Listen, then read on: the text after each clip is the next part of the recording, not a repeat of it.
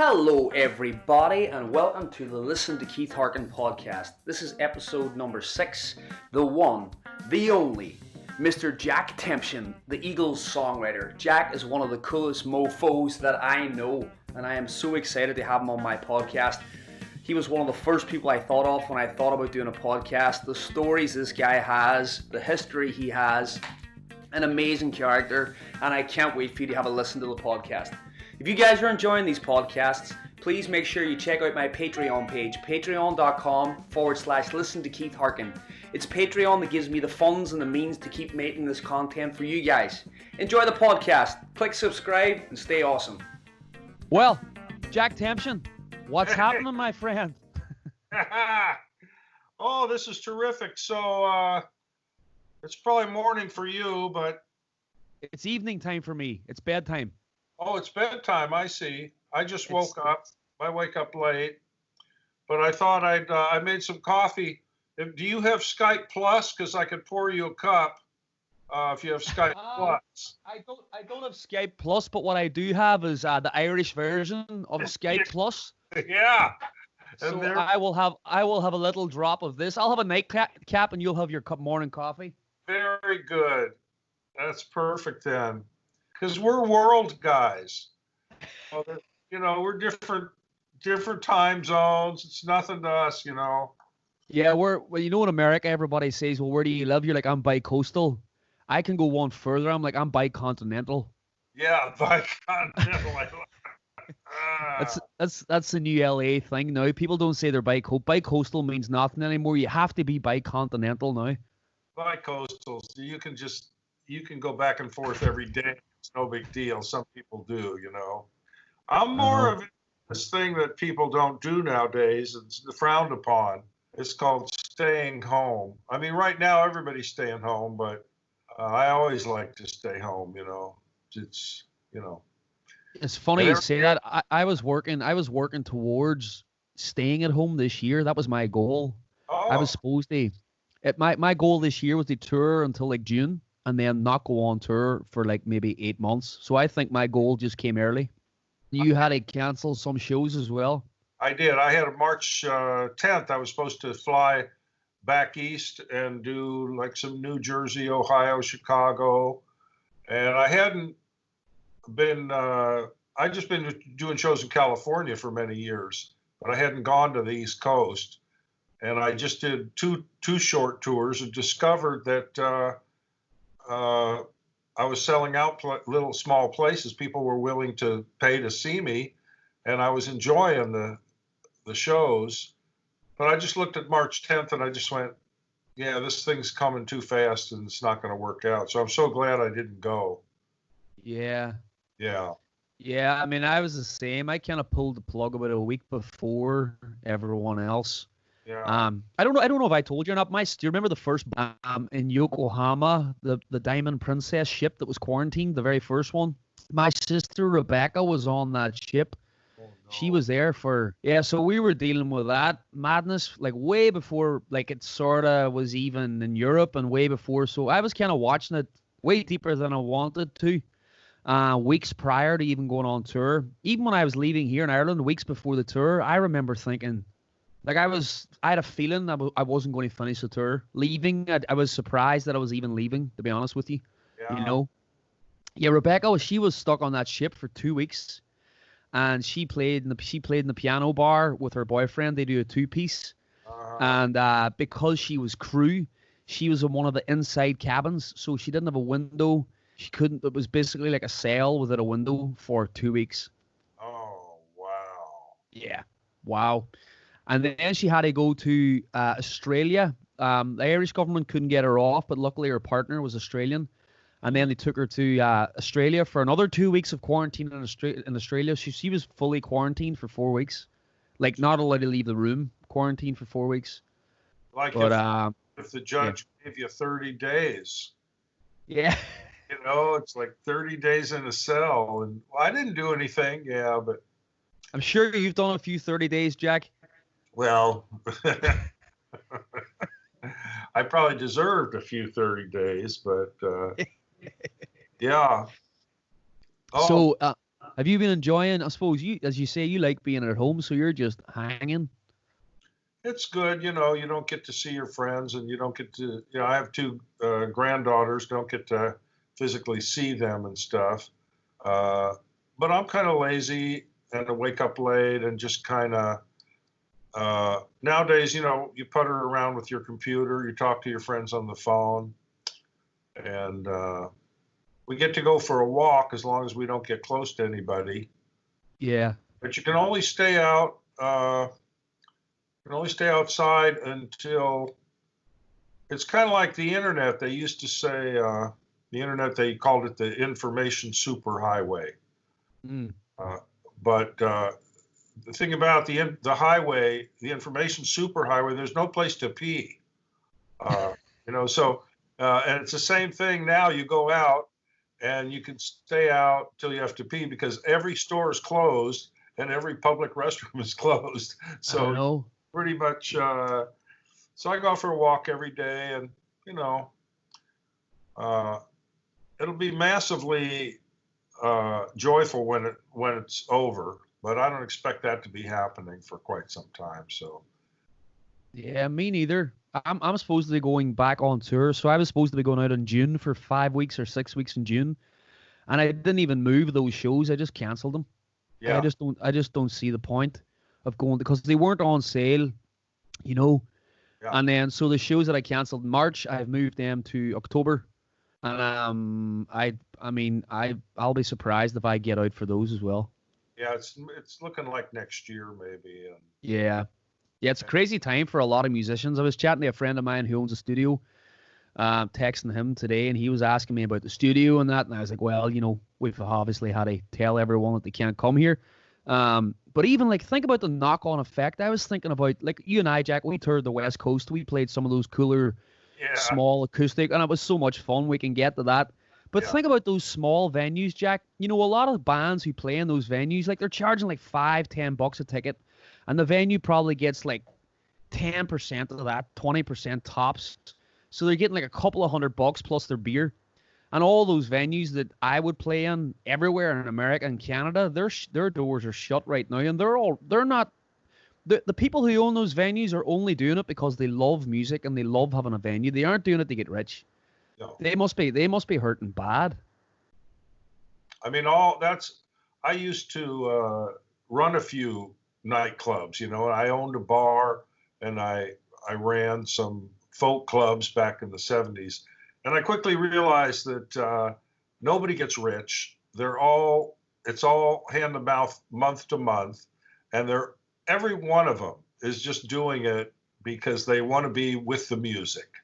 Yeah. And they have a place where people can play, and the public doesn't really see that. They think they're all getting rich or something, but it's never true. You know? Yeah. Yeah. So you used to own a bar in Encinitas, isn't that right? I did. And what was it called again? The Stingery. The Stingery. And we got the name because the red light district in San Diego during World War II was called the Stingery. And there's still buildings downtown that have the big bay windows up there, and that's where the girls would be. Oh. And the sailors would, you know, because this has always been a Navy town, San Diego. So is that the gas lamp district or the gas? It's now an upscale gas lamp district. Yeah. But it used to be called the Stingery. And so we named the Stingery, and it was about 1976. I opened it and had it for 2 years. And it was packed every night for 2 years. Same thing. People thought I was getting rich, and actually I was losing tons of money. But it was packed, and we had some glorious bands in there. And, you know, I had a good time. And I learned that that's not for me, and I'd rather be the guy playing than the guy owning the bar. You know, some guys can do. Yeah.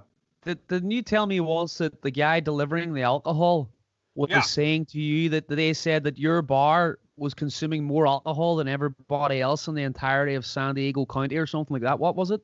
Yeah, San Diego County has probably as many people as Ireland has, over 3 million people, because it's a big area. in Southern California, and the distributor, Coast Beer, our place held 100 people. And he said, "You guys are buying more beer in this bar than any other place in the county," you know. And all our waitresses were cool. They had a softball team, and they'd go down to Tijuana and get tortillas and come and make their own chips, you know. Amazing. And we had some legendary bands playing. You know, and who played? Tell us, give us some names. There's Rosie Flores, and she went on to play worldwide, and was they have a Rosie Flores Day in Austin, Texas, where she now hangs out. This guy Clay Blaker, who is a stone cold Texas guy, and he went on to write songs for George Strait and Barbra Streisand. No way. He was a tall, lanky guy who played country songs, most of which were talking about how great Texas was. And then his wife played bass, Aline. She didn't play bass originally, but when he started to play out, she saw all these girls looking at him, and she didn't like that. So she goes, "I'm playing bass. I'm going to be in the band," you know. And so his leash got shorter, but he had her playing bass. Now we had a guy, Rosie Flores band. We had some spectacular folks. We had Lee Barnes, and there's always a guy in every town who plays so good that everybody thinks he's going to be a superstar, because he really is that good. But it takes more than just being a great player, you know. And I think Lee, he liked certain drugs and stuff, you know, and so he didn't ever rise above. He didn't have the temperament. But every time he played, I still run into people going, "He's the best electric guitar player they ever saw." Yeah. And he played in the bar. And one night, Willie Nelson was passing through town. He dropped in. Okay. And they kept saying, "Willie's coming. You know, we know his harmonica player. He's going to come up here and play." I go, "Yeah, sure." And he had the album out, Redheaded Stranger. So he came and dropped in, and he started playing, and his big hit at the time on the radio was Blue Eyes Crying in the Rain. So somebody said, "Hey, play Blue Eyes Crying in the Rain." So he played it, and he just played it like he had never even played it before. Like he was totally into it, 1,000%. I went, "Okay, man, this guy's awesome." Well, back then we didn't have cell phones. So all the people in the bar went to the payphone and started calling their friends, and their friends started coming down. "Willie Nelson's here." So the friends came down, and every new people that came in said, "Hey, play Blue Eyes Crying in the Rain," because they weren't there. They didn't hear him do it before. Man, he played it 6 times that night. No way. Yeah, every time they asked him, he just played it again. And every time he played it, it was like he'd never played it before. It was like he did it. He gave it his all. And then I was really impressed. I'm going, "Man, this is something, you know." So we had that. It was that kind of, when someone has that kind of thing in them, though, you know, when you see people doing that, you know, and they really are that good, and they will sit there and play the same song 3 or 4 or 5 or 6 times. I know. You know, they're not doing it. They look cool. They're doing it because they love playing music and love making people happy with their music. Yeah. Most bands today, I bet you 99% of them, if you were to ask them to play that song 4, 5, or 6 times, they probably wouldn't even play it twice. No, even once. Some people, it's like the temperamental artist. Like, "I'm not even going to play my hits, you know." And here, this guy, he's just, "I'll play it. You know, I'll play whatever you guys want. I'll play it again." He played it 6 times. That's like Jack. You know Jack White, the guitar player, Jack White. Yeah. The White Stripe. He went on tour one time, and he done a 1-note tour.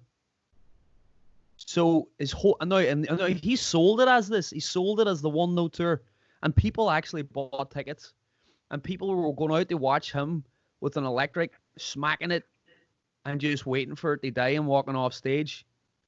and that was it. That was the whole tour. Well, how long was his set?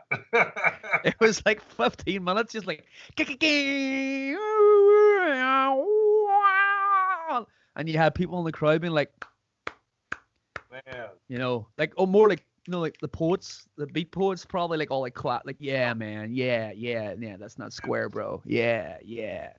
I saw a video of him, and he was teaching this little kid to play, and he had the guitar down on the ground, and the kid was wonking on it with things, hitting it with a spoon.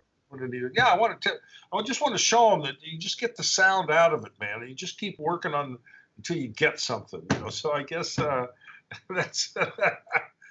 Yeah, I think that's his jam. I mean, and I get it. I understand. There's a documentary called "This Might Get Loud," and in the documentary is The Edge from U2, who I wouldn't say is a very technical player, but The Edge was kind of one of the first guys. They constantly use all the guitar pedals and create these crazy sounds that nobody else really did. And then they had Jimmy Page, and then they had Jack White. And I was surprised that they had Jack White, to be honest with you. As a guitar, it was all about guitars, and it went to each one of them separately, where they started, where they learned, where they cut their teeth, the bands they played with, the hits that they wrote. And at the long story short, at the very end of the documentary, the three of them sat around in a circle, and the Edge plays like Where the Streets Have No Name, I think it might have been, that that big huge riff that he plays. And Jimmy Page played like, what did he play?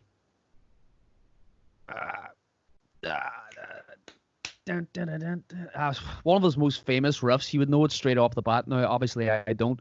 But I thought it was weird because Jimmy Page was watching The Edge and he was like, yeah. And The Edge was watching Jimmy Page going, yeah. And Jack White the whole time was just like, just like, funny. Yeah, this is whatever. I'm like, bro, come on. You're like 30 years old and you're sitting there with The Edge and Jimmy Page. Like, you should you're nobody's that cool. Nobody can smile at that. Yeah. Oh, I see. Yeah. I'm not as familiar with Jack White. I know he had this a girl playing drums with him, and they were just do this duo, and he managed. I think that was his sister. Oh, really? His sister? I think so. Yeah. Yeah. Well, at one point I was on tour with opening shows for Ringo, and I was in the hotel with Zach Starr, Ringo's son, and he said, it's not how good you play, it's how good you fit in, isn't it? And that just stuck in my brain, It's like, yeah, it's how good you fit in with the rest of the music. So some guys can play the heck, but you don't really need to. And then, yeah. Yeah, well, I always say when it comes to playing guitar, I always say, it's not how you do it, it's how you do it. I know, I love that. It's not how you. It's not how you play it, it's how you fucking play it.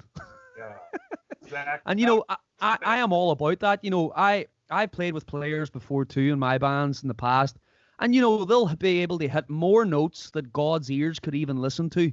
Yeah. And there's something about that guitar player who can stand there like Neil Young, keep on rocking in the free world and hit that one note and make that note sing for 20 minutes and you'll never get tired of it. There's an art in that, that surely there's an art in the technical form of it, but it's not what you can play, man. It's how you play it. And that applies to, and when it comes to music, I feel that applies to everything. You could play any instrument, you could hit any note with your voice, but there's some singers that you hear out there who are amazing technical singers who can get the loudest notes, the highest notes. But then again, when you hear them singing, there's just that they don't have that thing. They just don't have that spark. Now, I saw some guitar lessons on the internet by B.B. King, and he basically said, well, early on, I discovered that my fingers wouldn't move that fast. They wouldn't. I couldn't do the fancy stuff, and so I just developed my own style. He basically talks with the guitar licks, and then I noticed about him also that he doesn't play rhythm guitar. He can, but he never does. he only plays the guitar when he's not singing, and he only plays lead. And basically, because I practiced for years trying to get faster and stuff, and some people do, and some people's fingers just don't. I finally went, man, that's not. But B.B. King, he talks, he says something with the guitar. I think it's almost like you. What are you saying? Like you have some phrase in mind. You're saying, why don't you love me? And you go, why don't you love me? And if you have that phrase in mind while you're playing the lick, the lick comes out different because the emotion and everything's in it. And then people sit up and go, wow. I wrote a song called What Are You Saying? Because two people told me different stories. Craig Adams used to work at the guitar store, and Bo Diddley used to come in and try out guitar pedals. So one day they're in there, and a kid comes in, and he's playing like crazy, a million miles an hour. After a half an hour, and Bo Diddley goes over and says, man, that's some great guitar playing, but let me ask you something. What are you saying? And the kid who didn't know who Bo Diddley was just basically said, buzz off, Grandpa. And then I went down to my local guitar store, and Russ used to have Joe Walsh come in. Joe used to come around here. And the same thing happened. Some kid came in and was playing like crazy. And eventually Joe Walsh went over and said, that's some great playing, man, but what are you saying? Yeah. And the kid literally did say, buzz off, Grandpa, because he didn't know who Joe. And I'm going, these kids are sitting there, and here's the greatest guys in the world, and they're trying to tell them how to be great. And they're just, but the more I thought about what are you saying, it's almost like that's the key. And they're almost meant it literally, like you're thinking of something, you're actually saying something, using the guitar to say it, and it's how you do it. It's how you do it. Like I've had that for so many years. I've always thought about that. Like if you're going to go up on stage, like me, Jack. I'll do 25 shows in a row without stopping, and I wouldn't do that if I thought I couldn't do it, mentally and physically. But I also wouldn't do that if I thought that I wouldn't be better every show. I purposely, hand on my heart, walk up every night. Yeah. And if I thought I couldn't hit that big note every single night, I wouldn't be doing it. And every night I go up, I fully commit. And I give it.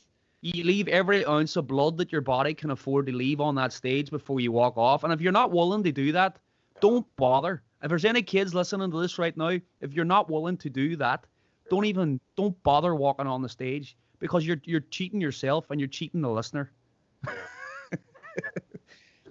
Like Joe Walsh, I was listening to Joe Walsh. Did you ever watch that thing called Daryl's House? Hall & Oates. Sure. Joe Walsh was on Hall & Oates, or the Daryl's House thing, and they done a bunch of his mega hits together, and then he's getting interviewed afterwards, and they were asking Joe Walsh. I mean, you know him. I only know him through television. You know him personally. And I've always loved his character. I wish I would love to sit and have a beer with Joe Walsh. I reckon he's a good dude. And they were asking him about new music today, and he was just like, you could see the fireworks burning in his head. He was almost like angry. He was like, he kind of got like that rubbery kind of lips. He's like, nobody's testifying, man. Like, nobody. Why? What are they trying to say? I think these kids walk on stage. They don't testify. Don't do it if you're not going to testify. Wow, that's great. And he's right. He is right. You see so many kids up there now, and I get it. Music changes, styles change. But it's almost cool now to not put in effort, which for my upbringing, I wished I understood it, because it's the in thing. But now it seems cooler to not pronounce your words and not really sing the notes and not really play, just kind of stand there and float around the stage and walk off. Music has changed dramatically in the last 30 years. Well, like he says too, is get in a room and play with some other people. And that's surprisingly a lot of bands don't do that, and they go in the studio where their records are constructed, and that's okay if you come from being a band, but they don't. They've never even. Then when they try to play live, they can't sing the harmonies. They can't play, and plus the magic of playing together is really what makes it happen. And and that's what Joe's saying. Hey, get a band, go play live, and play in a little place, and play together. So, and when he plays, even if you're listening to the Eagles, and all of a sudden it's his turn, and he steps up and starts playing, everybody wakes up. So he plays, you just wake up because he's in that note. He never plays anything that he's not really there. And it just makes a difference, Like I do feel that the Eagles did get better with Joe Walsh. Whenever he came on board, that band became a proper rock and roll band. The Eagles were always awesome without a doubt, but when Joe came along, it was like, all right, now they just put some nitrous oxide into this car and it's ready to go 500 miles an hour. It was a fast car, but now it's faster.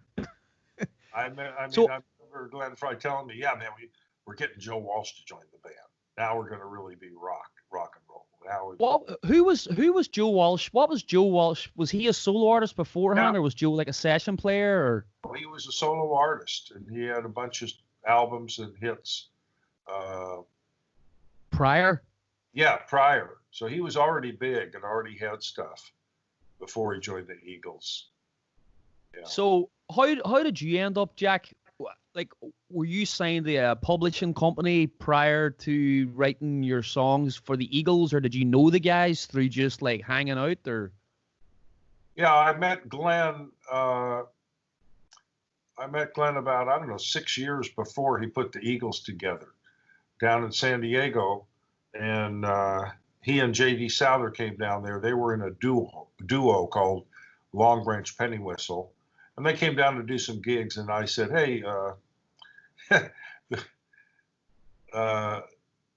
were playing at the club, and the club owners had offered them to stay at his place, but his wife did these things called encounter groups, which were big at the time, where you sat around in a circle and confessed everything and broke your personality down, and I just said, you guys don't want to do that. Why don't you stay with me? And I had a big house full of hippies, and we had a candle factory in the garage. We had a wash tub base in the living room, and so they stayed with me, and they started staying with me every time they came down to play. So Glenn Frey and J.D. Souther, I just became good friends with them. And then they heard my songs, and then I used to go up and see them in L.A. when they were in Silver Lake. They had a little apartment together. Jackson Browne had an apartment right below that. And then they met David Geffen through Jackson, and they put Glenn put the Eagles together. Yeah. So I knew, I just knew them, and Glenn, just when he put the Eagles together, he had heard Peaceful Easy Feeling, decided to do it, So that's how I got in with them. My joke is always, you just find some guys who are really good and meet them 10 years before they become famous. No problem. Easy. See, that's how you do it. So that's Tell me. And I know I've heard the story before, but tell the story of how you wrote Peaceful Easy Feeling, or where you thought about it. Yeah, well, I had a gig. My friend had made a poster to advertise me, and the poster had quotes from Joni Mitchell, B.B. King, had all these quotes about me. The only thing is my friend had just made up all the quotes. And so it was a funny poster. I don't think the guy who hired me knew that, but it was out in El Centro, California, which is out in the desert, a little Aquarius coffee house, which soon after I played, it disappeared and all the people moved to Australia, and I never heard of them again. But I went out there to play that one time, and I talked to the waitress, and I was going to go home with her, and I told the guys I'm not going to need a ride to the place we're staying, because I'm fine. And the waitress left, and then she never came back. So I ended up sleeping on the floor of this little. It was in a mini mall, this coffee house, and I'm just by myself sleeping on the floor. So I got this poster, I turned it over, and I started writing a song. And usually when you write something, the first bunch of stuff you write is really not any good. And that's when most people, they just give up, But I just kept writing. And then the next day I looked at it, and there was the phrase "peaceful, easy feeling" there. So I just finished it. Took a week or two. And I was finger picking it real delicately. Then I turned it into a flat pick song. And then I was finger picking it again when I played it at Jackson Brown's house. I was just rehearsing it off in a corner. Glenn came in and said, "What's that?" So he had me play it onto a cassette recorder. And he said, "Jack, I got a new band. We've just been together 8 days. Can we work this song up?" And so he came back the next day and played the cassette of the Eagles having worked up "Peaceful, Easy Feeling." Wow. And that was it. Boom. The rest was history. And, yeah, that's how it happened. And the girl, I never saw her again. I don't remember her name or anything about her. It's the beauty of it. Yeah. So I suppose after that, then up until that point though, were you like, since I've met you, you write songs for people as well, as well as yourself. Excuse me. So at that time, were you writing songs for other people, or was it just like one of your songs and they were like, "Hey, can we try that?" Yeah, I backed into being a songwriter in that. Well, first of all, I've always just written songs because I wasn't very competent either at singing or guitar playing. I would try. I wouldn't say that, Jack. I would not say that. I really mean that. I wouldn't say that. Way back then, I would try to play a cover song or a blues, and my friends would come up and say, "What was that song?" And they wouldn't even recognize it, So I started writing my own songs, and then in the coffee house, which a coffee house was a place where they served cider. They didn't serve beer. They served apple cider, and it was folk music. And I would play my songs, and then people started coming up and asking if they could do the song. The first thing I had a song called "Diamond Ring," and this guy Ted Stack asked if he could do it. I said, yeah. So he started doing it, and Ted Stack was a phenomenal guitar player. He had these arrangements that were like several guys playing at once.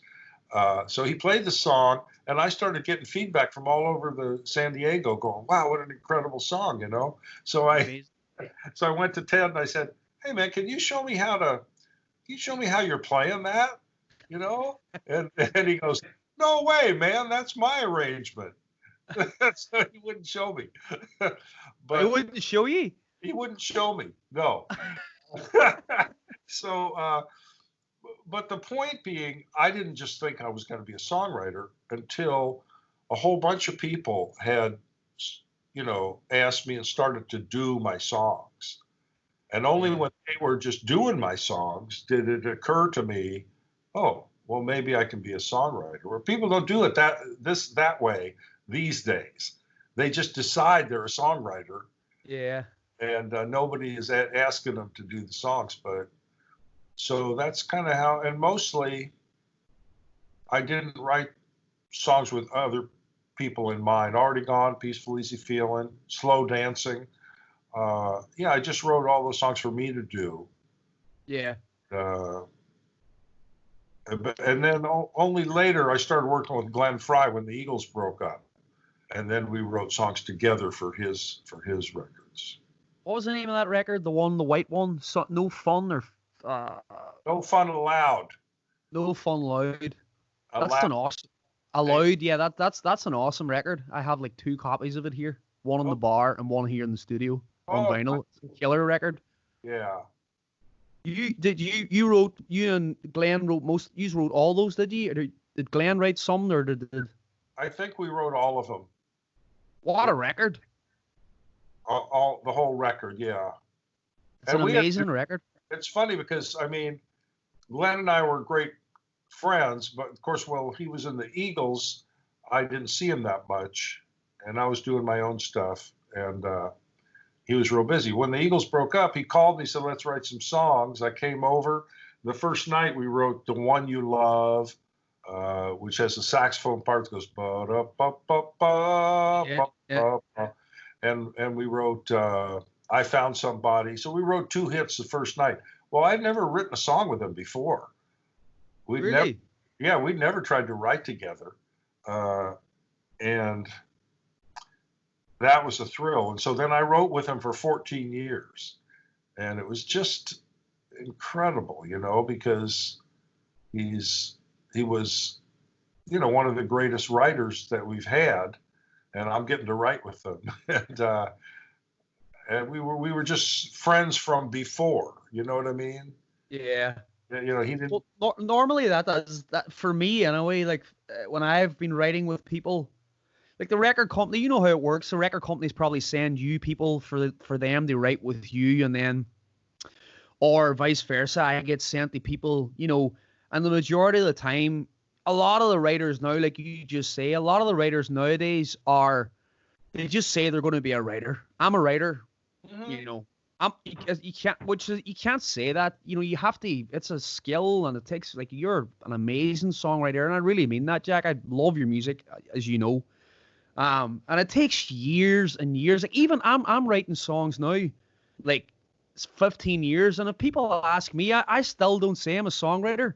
I say I'm a singer, and I write my own material. Yeah. I would never say I'm a songwriter, and I probably have written better songs than a lot of people out there who call themselves songwriters. And I would get sent to a lot of these people who are songwriters, and it's just, they're writing the music for all the wrong reasons. They're writing the music using the formula based, verse, chorus, middle 8, chorus, and they're literally thinking that in their mind before you even start. They're not thinking about a good reason they write a song. They're not thinking of a good melody, and they're not thinking of a good thought to put throughout the song, like peaceful, easy feeling, that one word that gives you the spark that ignites the entire fire. And I would go to a lot of these writers, and I would just, within 5 minutes, probably because of my youth and naivety, I didn't have the experience to get through those sessions. Like, I would realize straight away, I'm like, well, these guys don't care. So why should I care? I know I probably should have cared, because when you're younger, you think everything's going to keep happening. But I would get sent to the biggest name writers, but they're just formula writers. And I found a lot of them, I never even bothered texting back or calling back or going back to write with them. They might have called me a few times, and you're just like, I'm like, nah, I'm good. Yeah. Well, I know. Like, it needs to mean something. I was shocked when you and I first sat down to write, meeting as we did in a totally non-musical way and all that. And then you came over, and I had been talking to my friend on the phone, and I had jotted down some notes about him. He gets letters from people about their life, and then he writes songs from these letters because he got tired of writing about his own life, And so we wrote a song immediately about him called "Song for You." That's right. As soon as I sat down with you, and bam, I mean, sparks were going. Like, people always go, "What do you do first, the words or the music?" They all do that. And so my answer now is like, neither one. A song is an idea. Yeah. First, you get the idea. It's an idea of something you want to say, and then the music kind of come from the idea. Yeah. So we had the idea, and then bam, stuff. Because I thought, oh, I didn't know who you were or what you'd even done, and we sat down, and I go, whoa. This guy's coming up with like tons of lines, and they're good, and he's point. You know, because I write with a lot of people and they don't, you know, he's on, I mean, he's on the subject, he's making it better and he's flowing with this stuff. And wow, this guy's good, you know. Oh, thanks, Jack. It's very kind of you. I got right here, we've written about 10 songs and they're all pretty uniformly totally excellent, you know. Yeah, they're bangers. They work and they're great and they've got some poetry and some meaning and stuff. So then the second song we wrote, Carefree Heart, that's an absolute killer track. Yes, it is. I mean, it's funny, you know, like certain songs. I remember we wrote that same thing, just one of them songs. It just happened. Normally, for anybody listening, the way Jack and I normally write, we would normally sit and talk like this for like an hour, drink coffee, talk some nonsense, and then be like, hey, and then the song's written like a half an hour later. That seems to be the shortest part of the whole conversation. And we wrote Carefree Heart. And I said to you, I was like, hey, we should maybe try and record. You said to me, was it we should try and record this? Because my band were in LA at the time, who were Chrissy Hines' band from the Pretenders, or one of her touring bands, Vetsio and Jeff and Peter. And I said, hey, why don't we, are you guys up for it? And they were like, yeah. And then what was the name of that studio we went to, Jack? Yeah, it was Winslow Court with Craig Parker Adams, the engineer. That was a super studio. Yeah, it's gone now. It's gone.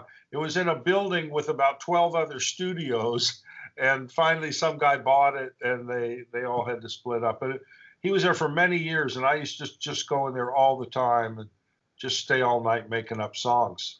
So is that he told me that was the oldest recording studio in LA, or oldest sound studio in LA. I think he said they used to record some of the music in there for the Charlie Chaplin movies. Oh yeah, and his part, it was a big building with a lot of rooms, but his room was a Foley room, which what's that mean? It's like sound effects, like in the movies when a guy's walking across the floor, you know, they don't. Ah, right. And later, a guy's in there with some special things going like this, or when a horse is running, or when. No way. And that room is what they used to do all the Foley sounds for all the movies. Right. Because I was wondering, that you say that now, that makes sense, because you load in through the back and it's just like one big live room. And I was like thinking to myself, I was like, there is no vocal booth at all. Like normally if you've got a studio with a live room, there's a vocal booth separate, because you can kind of separate everything else in the live room, but the vocal needs to be in a separate booth. Yeah. And he was like, no, the vocal's done in the corridor. So the short corridor between the live room and the green room sort of section, they just close the two doors, and like a mic comes out of the wall, literally with like a wee boom stand, and that was the vocal booth. And we give that song, like, I don't know, man, we rehearsed it the night before, and it's the same way you're saying it, bunch of dudes or chicks, whoever, in a room playing together.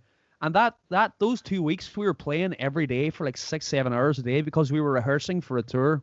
Yeah. So, but it was magic. I love that recording. I must send that recording to you. I've got that recording, man, and it's I have it. You have it. Yeah, it's so good. You did a thing where you up the tempo and the intensity on the chorus, you know. That's right.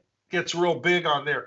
And that hallway, it's like when I started recording there was no vocal booth. And I said, man, I got to have. So that's why he said, okay, well, he took the hallway and he made it into this vocal booth. Hey, it sounded that was a good, you know yourself, like for those of you listening who aren't in music, you know, if there's certain studios you go to that could have the best gear on the planet, but if they haven't got that, same as it's not how you do it, it's how you do it, you know. Yeah. That studio didn't have a huge board. I think he had like 10 or 12 channels.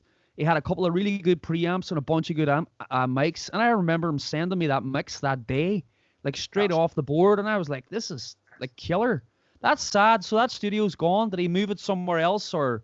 He's got his own studio now. He started working for the Zappas, the Frank Zappa organization, and Frank's son. And Frank Zappa, everywhere he went and every concert he did, he had a remote truck all his life, and he recorded every concert. So there's hundreds of Frank Zappa concerts, and they're all kind of a little different. So, and he stored them. He had a big vault, temperature controlled, and they're on tape, and he still has all the tape machines that are kept up. So every year or so, they put out a whole bunch of different new Frank Zappa albums, and Craig Parker Adams is he mixes them and like that. So that's what he's been doing. But I just came up with a really good idea for a tour. Like, just when you said that there now, I was thinking, what if you brought a sound engineer on tour with you, right? Who records every show, and every night you sell the live tour album, but it isn't even made yet. Yeah. Do you know what I mean? So every night you're selling this, and then at the end of the tour, you send the best of every song to the people who buy it at the merch desk. It's a good idea. That's a good idea.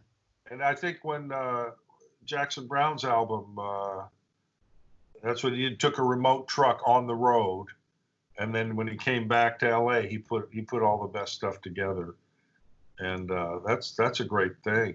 If we ever get back out on the road. Dude, it's so funny. A lot of my friends right now, you remember Joey Harkin that came on the road with us, and Joey roadied with me and you and I. Yeah. Joey right now, Joey's like a lost chicken. He's walking around Baltimore, Maryland, just like doesn't know what they do. Joey does more shows than his vocal cords and fingers can play. And I seen he posted a photograph on his Instagram page of just him sitting in his van yesterday, just being like, when are we getting back on the road? I know. I did some cool video of him at that. There was a pizza place or something. It was a Thai restaurant we were on. A Thai restaurant. A Thai porta cabin. And it was basically a food truck trailer type of place. It had been there for years, and they affixed a little shack to it. So like in the rain, you go in there and eat. And then they had some old guitars hanging on the walls with 5 strings that were rusty. So I started playing there one night, and the next night we all came back and played, and I videoed Joey playing a couple songs out there. Yeah, that was a cool. Joey's awesome. I remember going in there that night. I was way too drunk. I remember trying to play the guitar, and I was like, all right, this isn't happening right now. It was pretty late in the night. If anybody wants to know where that is, it's a Thai restaurant. It's a Thai porta cabin. And it's about 3 or 4, it's in Portland, Oregon. Oh, Portland. And the name of that hotel is called The Lodge. It's like 3 or 4 doors up from the Lodge hotel. I was actually staying there. I was just there in February. I done a show in that same venue that we played in again. Oh, okay. That's how you remember. Because I'm going, how does he remember? I don't even remember which city that was in, you know? I've actually stayed in that street a bunch. Like before those cool hotels used to be there was an old, a super old motel on just directly opposite where we stayed last time we were there. And it used to be the cheapest hotel that you could get on that side of Portland. And it was $40 a night, and it was dirty as it was not nice. Yeah. But it had a shower and let 5 guys sleep in a room for $40, so I was in. That was sold. Oh man. We'll have to get back on the road, Jack, sometime soon. I would love to get back out and do a few more shows. Me too. That was a fun trip. That was fun. I remember. So when have you rescheduled any of your dates or? Yeah, I think it's gonna be 2021. Yeah, I do too. Yeah, why reschedule when you don't know, and it just doesn't look. So I'll wait to find out. And meanwhile, the world's changing over to this kind of thing. We built a virtual world, and now we're moving into it. You know, we built a virtual house. The whole world is, and now we're moving in. We're moving into it a little sooner than we expected to. Oh man. It's all live shows. The only thing, about 20 years ago, I had an idea for a show. It was going to be jamming over the internet. So like you and I would jam, and I would have guests from all over the world every show. But then the more I looked into it technically, it's not possible because there's the delay. Yeah. There's a delay. I mean, if you play something And then I look at it and then I play along with that. And then the next guy, but to do it all at once, I don't think you still can't do it, I don't think you can either. No, I mean there's like apps that you can get where you can, the way I'm like, you're up in the corner of the screen. For me, it's the other way around, and then you can add them all together afterwards and mix in the different volumes. But no, I don't think, because the internet's different speeds. Yeah, and it's at the same time. You can't actually play at the same time because of the delay, So that's too bad. So that's missing. But have you been doing any online shows, Jack, or have you just been, you normally do Facebook Live and stuff like that, don't you? Yeah, I've done a couple recent Facebook Lives, and before, when Facebook Live first started, you had a bigger reach because their algorithm, they were trying to push it so you'd get thousands of people watching, and then they narrowed it down. And I used to do with my buddy Norman, I did the Lincoln Town Car concerts. So I did a whole bunch of concerts from the front seat of my Lincoln Town Car. I go park at the beach, and it's me and Norman in the front seat, watching the sun go down, and then we're playing all these songs and stuff. That was really fun. And then there's a new company I just was talking to today, and I'm going to do a bunch of live shows. But it's fun. What are they called? I think they're called Next, and it's the guy who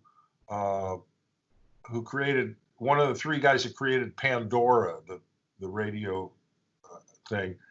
So this is his idea, to have everybody do live concerts on this network of his. Yeah. Have you ever done the Stage It concerts that I do? I did a few of those. You've done Stage It, yeah. And a few of your fans showed up, but I didn't get that many people showing up. But I know you've done them and have thousands of people show up, so it's amazing. Yeah, it's funny right now. The company Stage It. I was doing online shows way before the apocalypse came. I've been doing them for a long time. Yeah.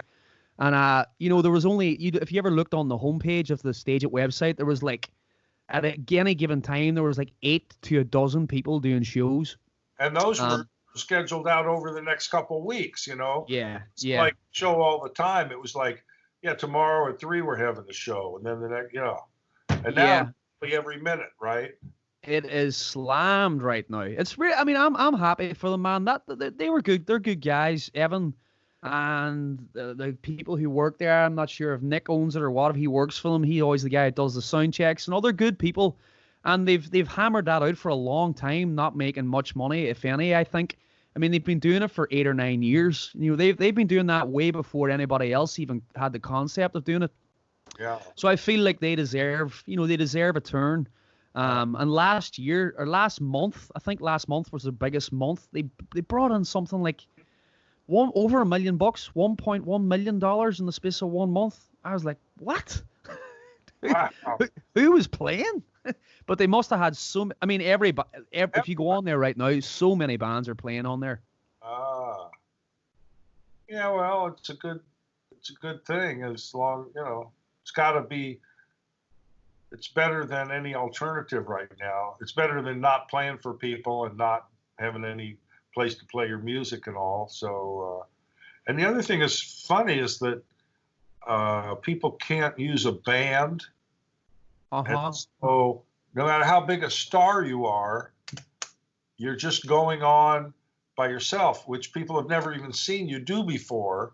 And you actually have to be good enough to carry the song by yourself. And a lot of people aren't. and I'm kind of thinking that that's a good thing, because people are going to get used to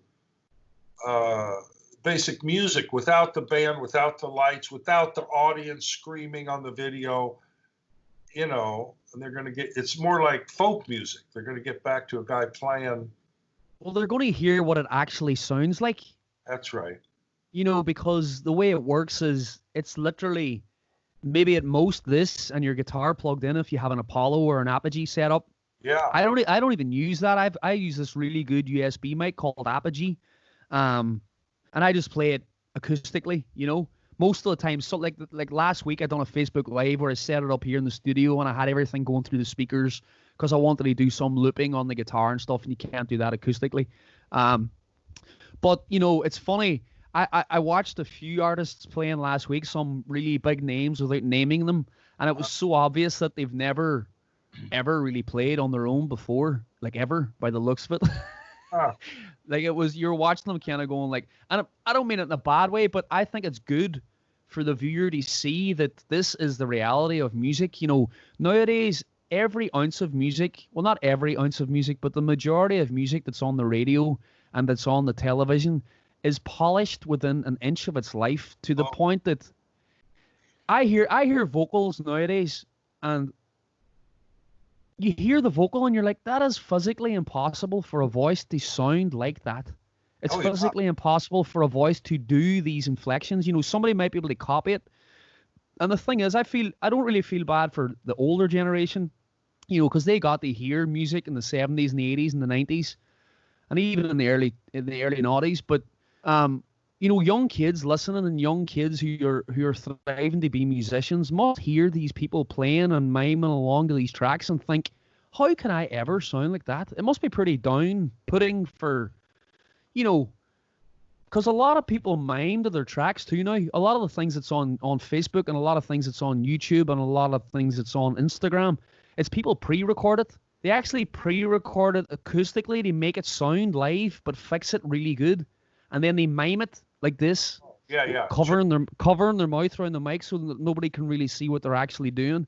Yeah. And the majority of viewers don't realize that it's mimed, and people don't sound like that. Nobody sounds that good. Yeah, they don't. You do it. I experimented with this new app called Voicey, and you go in there and you make 1 minute music, and you pick a loop. They have 1,000 loops. People submit loops, and then so you pick the loop, and then it's with your phone, and the camera looks at you, and you sing along with the loop, and you make up stuff, and then there's all these voice filters that you can put on there, and some of them are like the auto tune, the extreme auto tune, that whoa, makes you like share. And the whole thing is, it's most of the people on there are doing hip hop and stuff, and it makes a normal person who just sings along with this beat sound like a real hip hop record, because some of it is the effect that you put on the voice that makes you sound like that, and it just so all of a sudden anybody can do it, anybody can sound like a record, because the records are, like you say, they're so dependent on all these techniques, and they've put them all in this little app, Yeah, I mean, when I listen to my favorite records, I'm an old soul when it comes to listening to music. Like, I love old music. And I think the reason why I love it is because when you hear those, like, somebody clearing their throat, or somebody lighting a cigarette in the background, or somebody like laughing, or you can hear somebody shouting at somebody, or somebody like whistling across, yo, play a fucking chord the other way, and for me, when I hear those, it makes me feel like I'm in the room. It makes me feel like I'm almost on the band with the boys or the girls, listening, and nowadays, they just they erase all of that out, which is really weird, because it's the imperfections that make music beautiful. You can never repeat those things. Nobody can copy them. It's a strange one. I love listening to all the old records, and you hear them.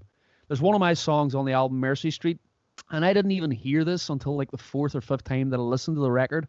And the drummer Jeff done like a big dog whistle, like a like in the middle of one of the songs. And I actually had footage of the song, and I remember going back being like, what is that? No, trying to hear it. And it's Jeff drumming. And he's trying to get someone's attention whilst he's playing. He's like, fuck, he's like trying to look. And eventually he's like, so like, and then whatever happens, I was in the vocal booth, but hearing that For me, even just on my own record, I love those tiny wee things, those behind the scenes. It tells it a whole story to the song. And nowadays they just take away, I don't know, they just filter out all that goodness. It's just all gone. Not with everybody. I hate to say that. Not, it's wrong of me to say that, but a lot, the majority. Well, there's a place for every kind of music, and there's dance music, and there's everything from the twist to disco to hip hop, and there's ecstasy music. There's music for every different kind of drug. There was LSD music, and it's all cool. And there's really constructed, perfect music, and some of it's great, like the Bee Gees and stuff, but they actually sang the stuff. And now, I mean, those days you couldn't really tune and you couldn't really create the vocal track with your technology. Somebody had to sing it, and then in the 40s with Frank Sinatra and all that, they had to play and sing it at the same time. The whole one take. And then they had to actually do it. They had to actually be good enough to go in there and do it. Nowadays, you don't have to because we got the computer. But it's all good. It's all good. There's just different stuff. But when you hear something real and then you hear somebody in the audience or something, it wakes you up because all of a sudden you go, oh, I see. This actually happened. This is actually happening while I'm hearing it. And it's got a reality. When you think back in the day too, before everybody had like Pro Tools and they could just record endless tracks. When you think back in the day of when people used to record on the tape, like how long is a tape? Is a tape 14 or 16 minutes long or something like that? Yeah, like they're not that long. No. And they cost a lot of money. Even now, like they cost even more money now. I think a tape now costs like a couple of $100 for 14, 15 minutes, 16 minutes. Yeah, and it did then too. So you would, there was no just like running it, you'd record over and over it until you got something, and then on it. I know some of the Eagles, the tape they punched in. They kept overdoing a word to get it in tune. You would sing it again. That's how and you had to punch in, meaning you go into record right before that word, then you'd sing the word, then you'd have to go out. And the second engineer was usually the guy who had to push the buttons. And if he got it wrong, then you screwed up something you'd already done.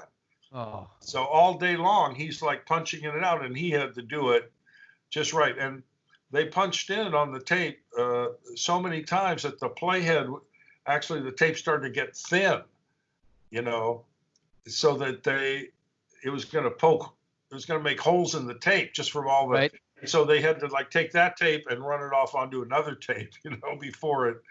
But that's how you had to do it. But yeah, it was expensive, and it's funny. Must have been a lot of pressure on bands then too.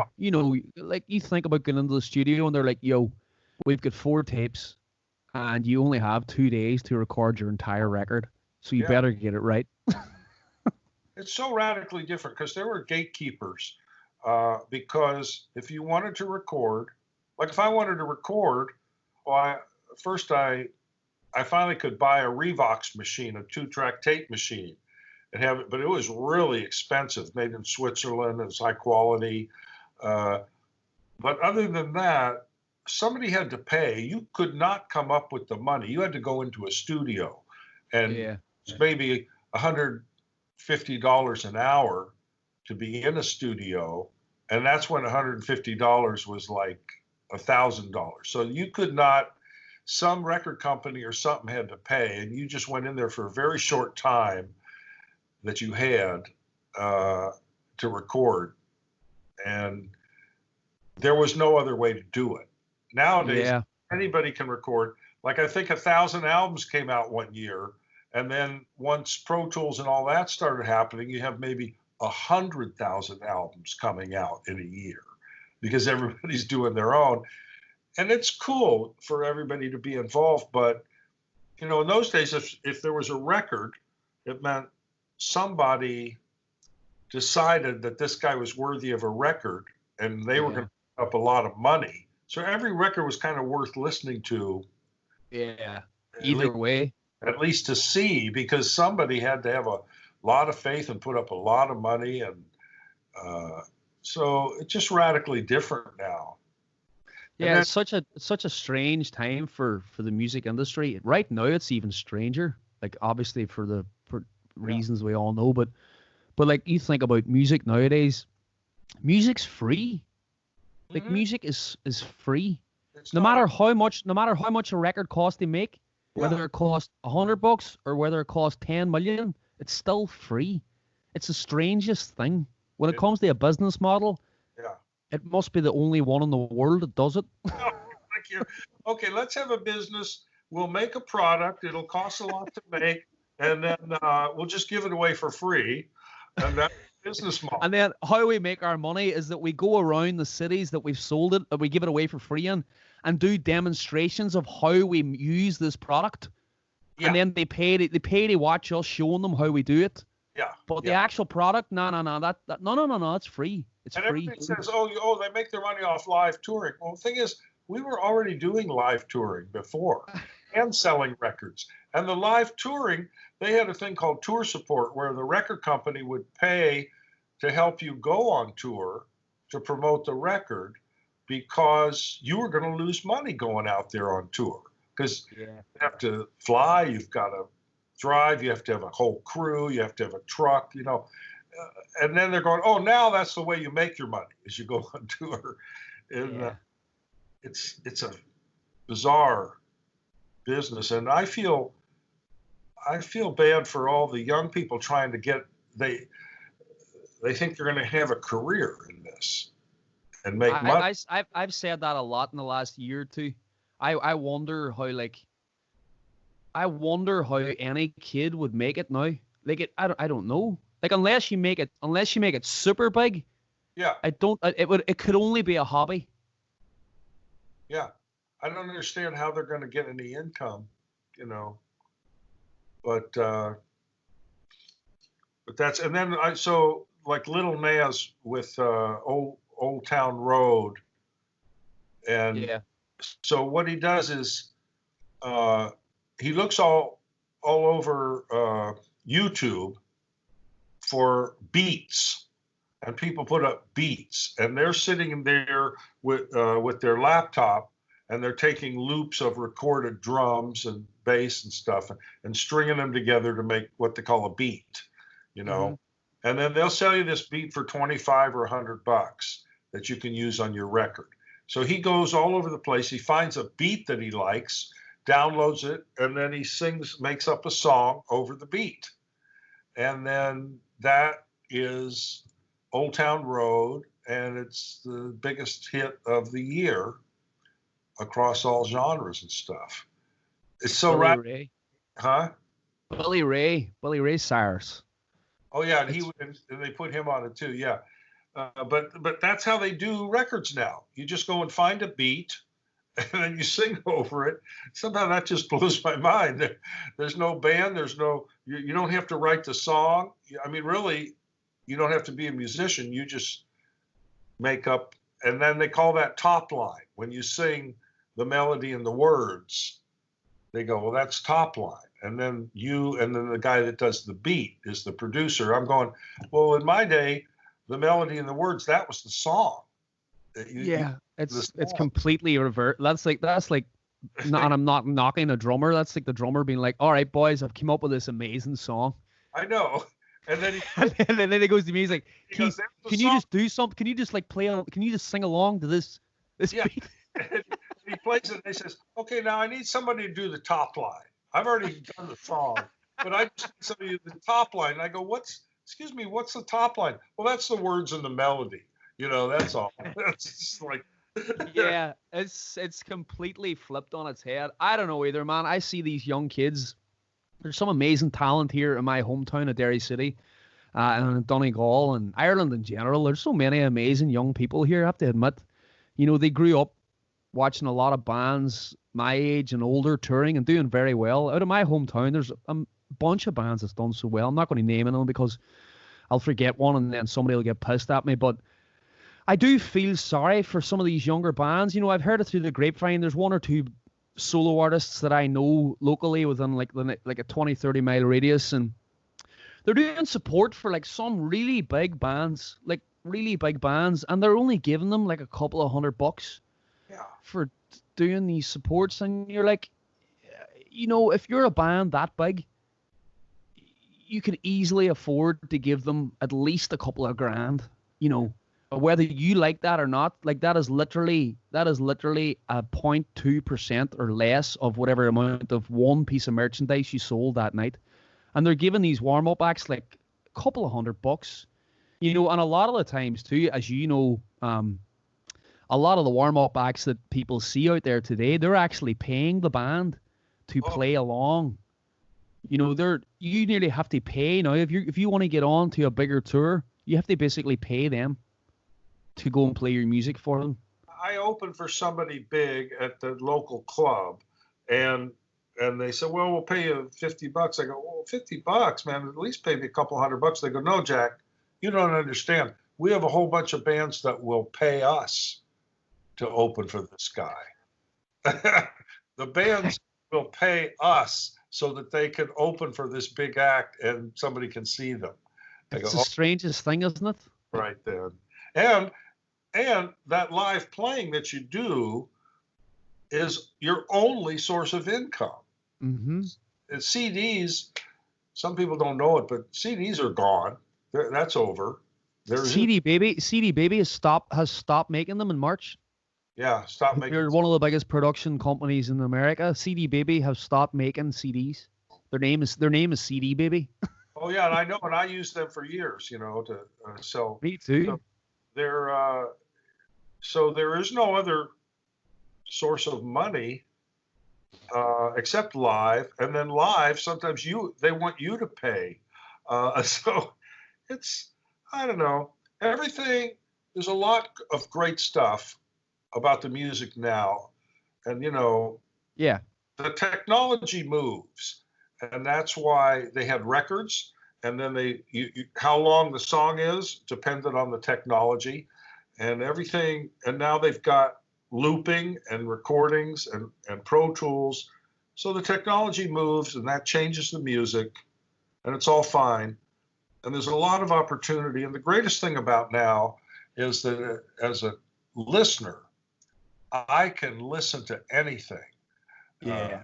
If I never heard of, even if I'm a young guy and I didn't ever hear of Bob Dylan, and I hear a Bob Dylan song, I can go, well, let me hear more. I can listen to all of Bob Dylan right now for free, as much as I want, or all of any obscure band that I like and nobody else likes. I can hear it all. I can go back to anywhere I want in time with music. I can go, Frank Sinatra. Hey, he's cool. I think I want to hear all of him. We could never do that before. And so it's spectacularly cool from a listener's point of view.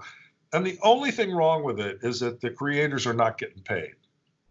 Yeah, it's so strange. It is weird. And people must be listening to us right now going, why do they keep doing it? I know. Well, we can't help it, man. We you know, it's like, what's that saying? It's a sign of craziness of keep doing the same thing and expecting different results. Well, they say that, but you know. We do it because we love it, man. We do it for the music, bro. We do though, and of course, we're living from it too. I mean, but you know, maybe it'll swing around again. I don't see how though. You know, it's like there's millions of people doing it, and at first I went, oh no, I want to be the guy doing it because this is what I do. And then I thought, well, you're just being selfish, Jack. All these other people should have all the fun too, you know. But there's like maybe 1 million albums are going to come out. And it gets to where everybody is their own everything, you know. If I go on Facebook, it's like a newspaper that's all about me and my friends. It's all about me. And then pretty soon you do your own music too, because all you got to do is like get a track up and hum it, and it'll autocorrect your voice. These people on Voicey, they sound just like. I have to check this out. And all the people doing the records, and they're going, "Hey, no music lessons, nothing. They just sing along and they sound like the records they're listening to. So you'll make your own records and your own everything, and everybody will just be listening to themselves, and they won't need anybody else. I don't know. Yeah, who knows? I mean, I've been trying to think of how it's all going to pan out for years. Ever since I started doing it, I realized I was like, this is a pretty crazy concept of a business. You know, to put so much in for the amount that you put in to go on tour, you don't get the same out. Like, I remember when we used to go on tour with Celtic Thunder. Yeah. Like, I don't know how much Celtic Thunder made. They must have made a lot of money. You know, they were playing our first tours was on arenas, but we didn't get paid that. We get paid a salary. We were just like a session player on the show. We didn't make any money from merchandise. They paid us $5,000 at the very start. They were like, hey, just sign this. You know, we don't know if this is going to be anything. I was 21 years old, and you're thinking $5,000? Yeah, sweet. And they're still selling T-shirts with my face on it, like 14 years later. But like, even at that, you know, those big, like maybe those bigger shows that are you have to be playing in the likes of an arena every night if you're going to be making, you know, if you're going to be making rock star money. That's the kind of places. But after that, you know, it's I look at bands who tour nonstop, and they're just bringing home the rent money. Like, that's all they do. You know, I know many. I see all these amazing musicians that I follow nowadays. You know, I mightn't have seen them live, but I look at how many plays they play. I check out their Spotifys, you know, and I check out the amount of people they play with on tour and the venues they play with. And then you follow them on Instagram. They're like, the majority of them live in like a 1 or 2 bedroom apartment in Nashville. And I'm not knocking that, you know, but in comparison to the amount of stuff that they've created and the amount of stuff that they've put out in the world and succeeded at, it's obviously showing it's not like a career, if you know what I mean. Yeah, I know. And it used to be very rare that a person's having to go into music. And then it became a career choice. Like, what are you going to be? Well, you're going to be a fireman, you're going to be a doctor, or you're going to be a rock star. And that was actually a choice. You know, you go to a vocational counselor, oh, I'm going to be a musician to be a rock star, you know. But hey, there's not that many spots open, you know. Yeah. And then, I don't know, except for the money, it's a glorious, glorious time in music, and it keeps moving. But the people who put the internet sites together, they're basically making all the whatever money's to be made, and things change. Bookstores are gone, music stores are gone, stores are gone. So newspapers are threatened. The digital thing has changed everything. So why should we be any different? You know? Yeah, I mean, that's true. I I think what annoys me the most about it is it's not the fact about the money part of it. It's that I can't work it out. I mean, you know how my brain works, Jack. I'm always trying to I have a big part of my brain's business as much as it is music, and I'm always trying to work things out, and I can't work it out. I think that's what annoys me the most about it. I mean, record companies can't work it out. Teams of people can't seem to work out what the best move is. So what chance do I have? No, I know. Yeah, I struggled for years going, how can I make this work, you know? And then you just go, well, I don't know how. Well, it's very easy. All you got to do is write Peaceful, Easy Feeling, baby. Yeah, all you got to do is do something 40, 50 years ago. That's all you got to do, and then you'll work out, you know? Yeah, that is the plan. So, Jack, you're calling us right now. You're in your studio at your place. Is there any songs that we would know that was written in that room, or is that more of a newer joint?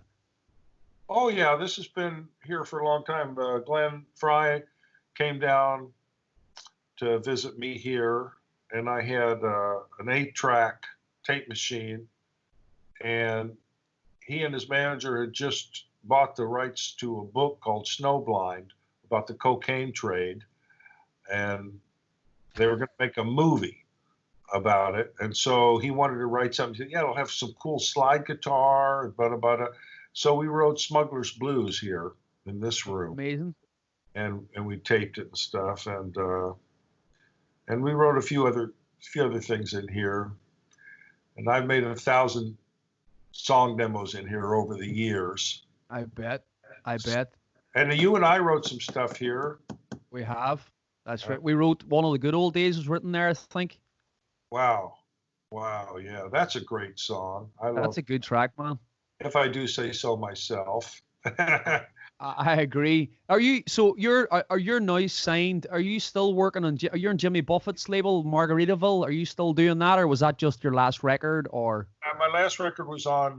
It's called Mailboat Records. on Mail? Why did I think that? I don't know. Yeah, and it's still. I'm still on the label. I just. I can do another album, but I can't go to Nashville right now, so it's kind of. But yeah.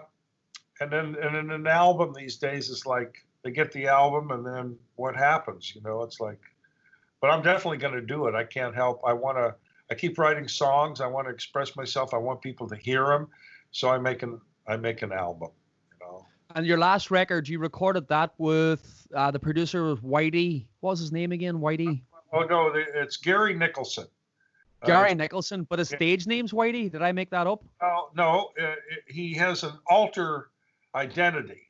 He plays as Gary Nicholson. He writes songs as Gary Nicholson, but he also performs as Whitey Johnson. And Whitey Johnson is an old Texas blues guy. And he comes on in a white suit with a red handkerchief, and he plays all Texas blues. And so he's got this alter identity as Whitey Johnson. But Gary Nicholson, he just had, he's got a song that he wrote with Ringo out right now, and they're making a mass video with Michael McDonald and Willie Nelson singing along for the chorus to raise money. And he just had songs cut by Chris Stapleton, and he had a song by that band Fish, and that's just this year. He's had 600 songs recorded. Does he write them all himself? Yeah, well, he co-writes. He co-writes too. He's in Nashville, been writing for so many years. And then anybody you name, like John Prine, he played with John Prine for 3 or 4 years and wrote a bunch of songs with him. He had songs recorded by Willie Nelson, by Brad Paisley last year, and 600 songs recorded. Gary Nicholson's an amazing fellow, amazing songwriter. So he produced my album, and it was just a wonderful experience. And I recorded One of the Good Old Days that you put on there. Why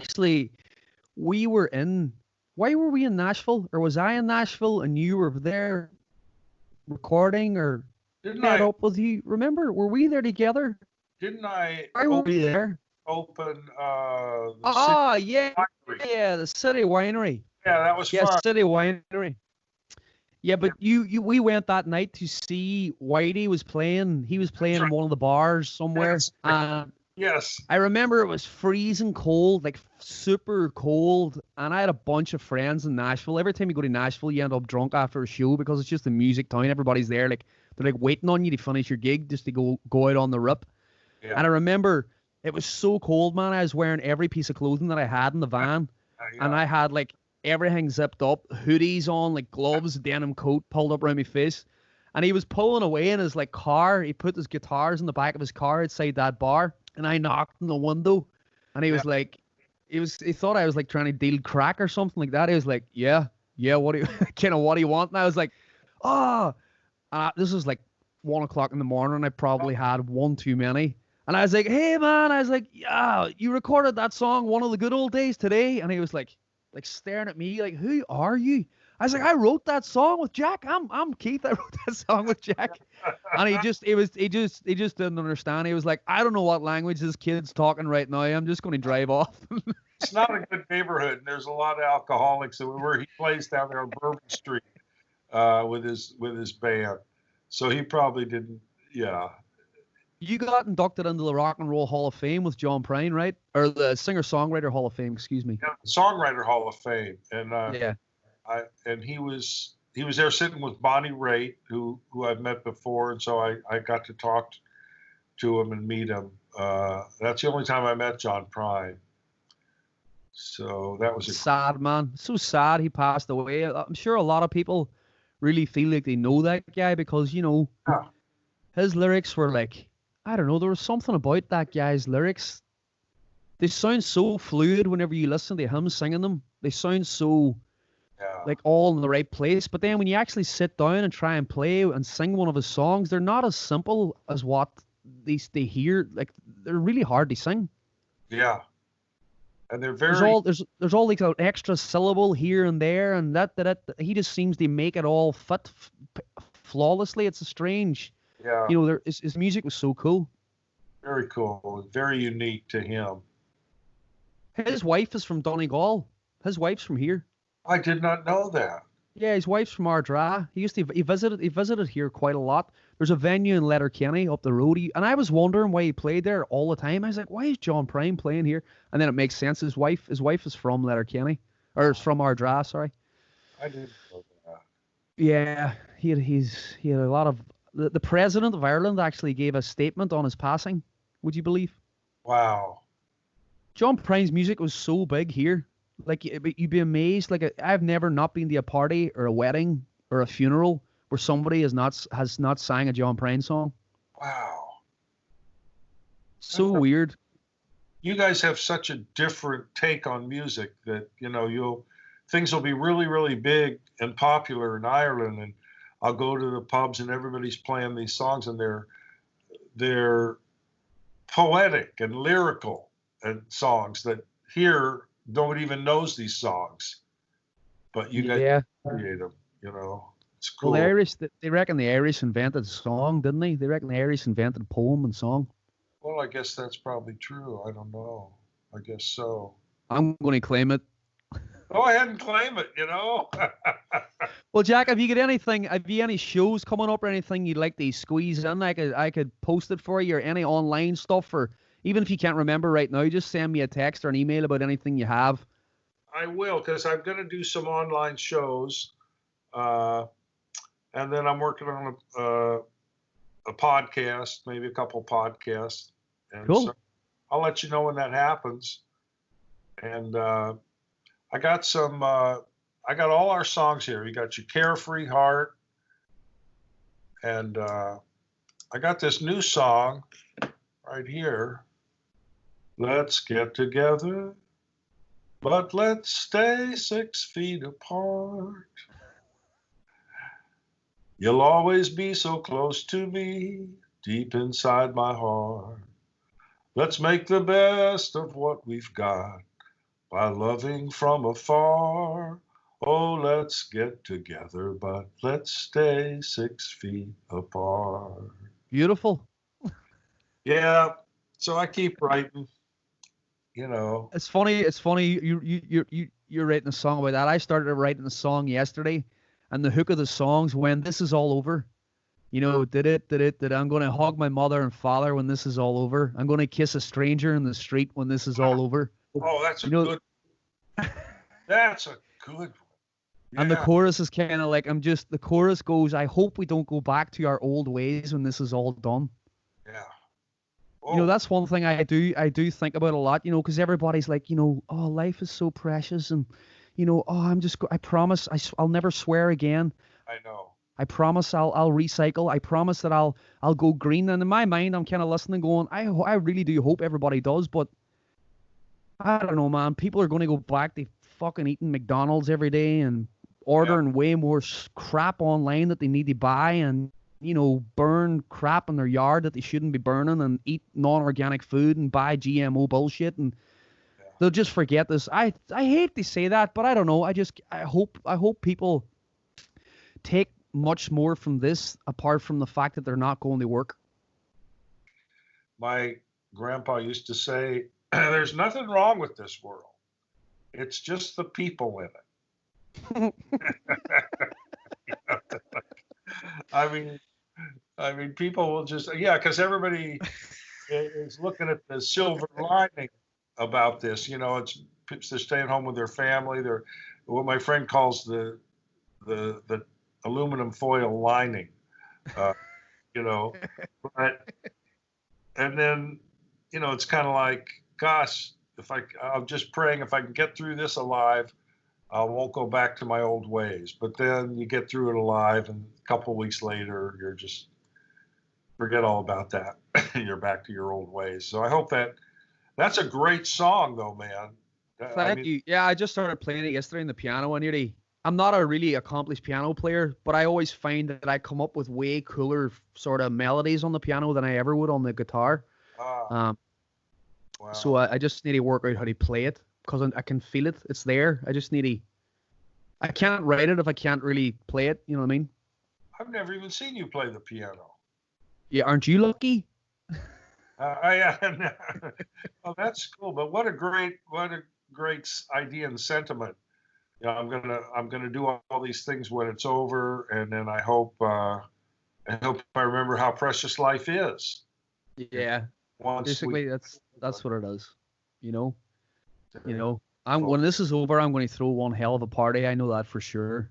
I'm going to throw the party of parties. Yeah. If anybody knows where I live and you hear music or anything coming out super loud from this area, just come on over. Just you come on over here. I promise you a good time. That's great. That's great, Keith. Hey, Jack, look, man, I love you so much. And I am delighted that you took the time and had a chat with me. This is fun.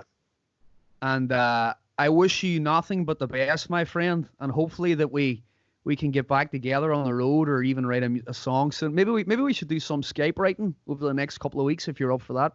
It seems like it would work just fine. Yeah, let's do it. Let's do something like that in the next couple of weeks. I've got a bunch more podcasts coming up in the next few days. I've got a live show on Sunday. But yeah, let's do some writing. I'll send you all this links to all this stuff whenever it's all finished and stuff like that. Okay, wonderful, man. Thank you so much. It's been great talking to you. Jack, thank you so much, my friend, and I'll see you soon. All right. Well, there you have it, ladies and gentlemen, boys and girls. The one, the only, Mr. Jack Tempchin. I'm so happy that Jack was on my podcast.